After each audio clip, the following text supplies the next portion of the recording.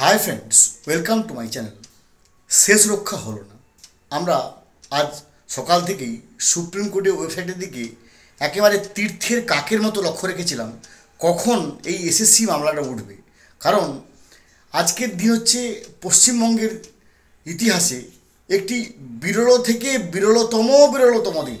কারণ একসঙ্গে 25,753 চাকরি বাতিলের সিদ্ধান্ত বোধ করি সভ্য দেশে, পৃথিবীর কোনো দেশে কোথাও কখনো হয়নি বা এরকম নজিরবিহীন। এরকম একটা খবর জন্য আমরা সবাই কিন্তু সুপ্রিম কোর্টের দিকে চেয়েছিলাম।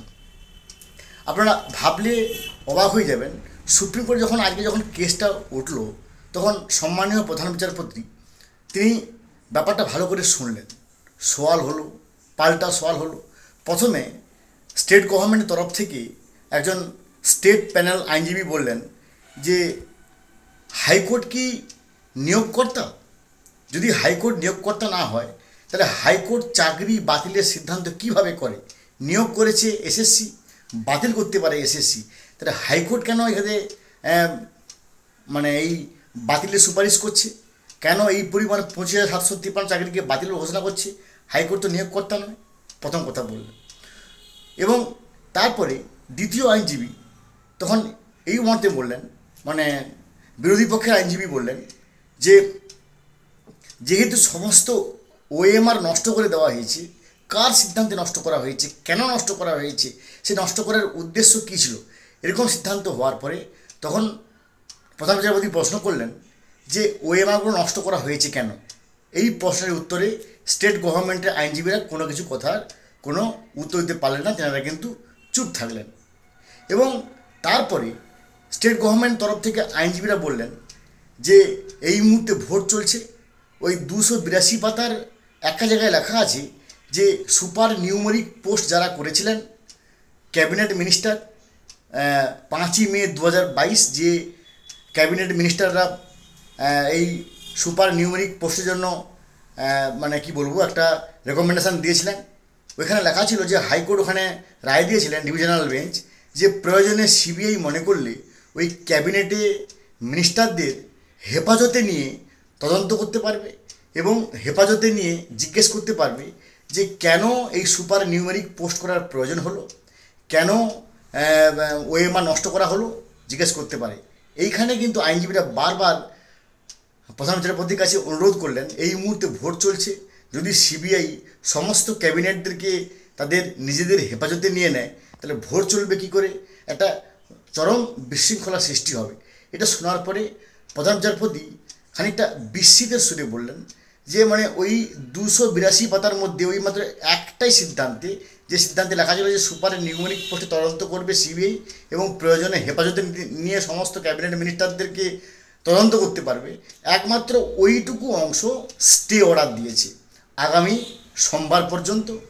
আর না হলে 282 পাতার 280 পাতায় আর কোনো জায়গায় কোনো নির্দেশ কিন্তু স্টে অর্ডার দেওয়া হয়নি।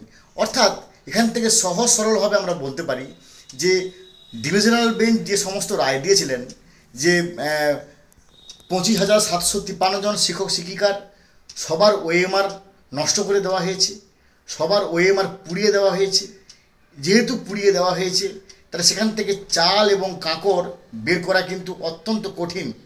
চাল থেকে কাঁকর বা কাঁকর থেকে চাল বের করা অত্যন্ত কঠিন। তার জন্যই অসহায়ভাবে সিদ্ধান্ত নেওয়া হয়েছে। আমরা এক প্রকার বাধ্য হয়ে সিদ্ধান্ত নিয়েছি যে চাল থেকে কাঁকর, কাঁকর থেকে চাল বের করা হাইকোর্টের কাজ নয়। আর যেহেতু সমস্ত ওএমআর পুড়িয়ে দেওয়া হয়েছে তার জন্য আমরা এই 25,753 চাকরিকেই আমরা পুরো প্যানেলটাকেই বাতিল করছি। এই সিদ্ধান্তকে কিন্তু সুপ্রিম কোর্ট সম্পূর্ণ বহাল রেখেছি। অর্থাৎ সুপ্রিম কোর্ট কখনো এ পর্যন্ত স্টে অর্ডার দেয়নি যে এই 25,753 শিক্ষক শিক্ষিকা স্টে অর্ডার থাকবে কিংবা এদের চাকরি বহাল থাকবে কি উমুক। অর্থাৎ আগামী সোমবার এটা নিয়ে আবার শুনানি হবে। আর আগামী সোমবার পর্যন্ত সবার চাকরি যে বাতিলের সিদ্ধান্ত হাইকোর্টের ডিভিশনাল বেঞ্চ দিয়েছিল সেই সবার সিদ্ধান্তে সেই যে সিদ্ধান্ত সেটাকে সম্পূর্ণ বহাল রাখা হচ্ছে। অর্থাৎ যার সহজ বাংলা বলে দাঁড়ায় যে 282 পাতার মধ্যে 280 পাতায় যে কথাগুলো লেখা আছে, যেহেতু ওএমআর নষ্ট করে দেওয়া হয়েছে তাই 25,753 জন শিক্ষক শিক্ষিকার যে 2016 সালের প্যানেল, যে প্যানেলে জেনারেল, এসসি, এসটি, ওবিসি, দৃষ্টিহীন যারা ছিল সবার চাকরি বাতিল করে দেওয়া হচ্ছে। কারণ আবার নতুন করে ফ্রেশ নিয়োগ করতে হবে। ফ্রেশ নিয়োগ করার ক্ষেত্রে হাইকোর্ট সম্পূর্ণ দায়বদ্ধ দিয়েছে এসএসসিকে আবার নতুন করে নিয়োগ করার জন্য। এর উপর কিন্তু কোনোভাবেই স্থগিতাদেশ বা স্টে অর্ডার দেয়নি, অর্থাৎ চাকরি বাতিলের সিদ্ধান্ত সোমবার পর্যন্ত বহাল থাকবে। শুধুমাত্র একটি অংশে, আমি বারবার বলছি যে একটি অংশে স্টেট গভর্নমেন্টের আইনজীবীরা বারবার কাকুতি মিনতি করে অনুরোধ করেছে আমাদের সুপ্রিম কোর্টের প্রধান বিচারপতির কাছে যে এই মুহূর্তে ভোট চলছে, যদি সিবিআই সমস্ত ক্যাবিনেট মিনিস্টারদেরকে হেফাজতে নিয়ে নেয় এবং হেফাজতে নিয়ে যদি তারা তদন্ত করে ওএমআর সিট যে মানে কেন পুড়িয়ে দেওয়া হয়েছে, সুপার নিউমেরিক পোস্ট কেন করা হয়েছে, এগুলো যদি তদন্ত এখন করে তাহলে ভোট প্রক্রিয়া ব্যাহত হবে। স্টেট গভর্নমেন্ট এই মুহূর্তে বিপদে পড়বে। এই ব্যাপারটি নিয়ে স্টেট গভর্নমেন্টের আইনজীবীরা বারবার কাকুতি মিনতি করার জন্য প্রধান বিচারপতি শুধুমাত্র এই অংশে স্টে অর্ডার দিয়েছে যে সিবিআই এই মুহূর্তে আগামী সোমবার পর্যন্ত কোনো ক্যাবিনেট মিনিস্টারকে গ্রেপ্তার করতে পারবে না, বা কোনো ক্যাবিনেট মিনিস্টারকে হেফাজতে নিয়ে কেন সুপার নিউমেরিক পোস্ট করা হয়েছিল, কেন কি প্রয়োজন পড়েছিল, এটার পিছনে কি যুক্তি আছে, এটার করে ওএমআর নষ্ট করার প্রয়োজন হলো কেন, এই যে সমস্ত কিছু প্রশ্নের উত্তর যেটা ক্যাবিনেট মিনিস্টারকে অ্যারেস্ট করে বা গ্রেপ্তার করে বা হেফাজতে তদন্ত করার পরে এইটার উপর স্টে অর্ডার। অর্থাৎ এই মুহূর্তে কোনো ক্যাবিনেট মিনিস্টারকে হেফাজতে নিতে পারবে না সিবিআই, জিজ্ঞেস করতে পারবে না, সুপার নিউমেরিক পোস্ট নিয়ে কোনো প্রশ্ন করতে পারবে না। আগামী সোমবার পর্যন্ত শুধুমাত্র ওই একটি পাতার উপর স্টে অর্ডার আছে, না হলে চাকরির উপর, চাকরি বাতিলের উপর আজ 280 পাতার উপর কোনো স্টে অর্ডার নেই। অত্যন্ত দুর্ভাগ্যের ব্যাপার, যারা যোগ্য এবং অযোগ্য সবার চাকরি বাতিল বলে ঘোষণা করা হলো। এটা একটা অত্যন্ত মর্মান্তিক ঘটনা। যারা সত্যিকারের যোগ্য ছিলেন, হাইকোর্টও বারবার বলছেন যে আমরা এক্ষেত্রে অসহায়, আমরা জানি এখানে অনেক যোগ্য আছে, অযোগ্য আছে, কিন্তু হাইকোর্ট কি করে চাল থেকে কাঁকড় বের করবে, কাঁকড় থেকে চাল বের করবে? ওই একই কথা কিন্তু সুপ্রিম কোর্টের প্রধান বিচারপতি বলছেন যে হাইকোর্টের যেহেতু নিয়োগকর্তা নয়, তাদের পক্ষে সিদ্ধান্ত নয় যে কিভাবে যোগ্য কে অযোগ্য, কে যোগ্য সেটাকে খুঁজে বের করা।